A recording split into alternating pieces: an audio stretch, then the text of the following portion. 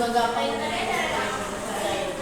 Jadi kalau misalnya ada ujian yang dari belakang bisa nggak ngerjain? Bisa dong, karena gampang soalnya. Oke, makasih ya udah mau jawab pertanyaan aku hari ini ya. Oke, Nah, segitu dulu ya guys buat hari ini. Nanti kalau kita ada ujian praktek lagi, aku tanya-tanya lagi tentang ujiannya sama teman-teman. Bye.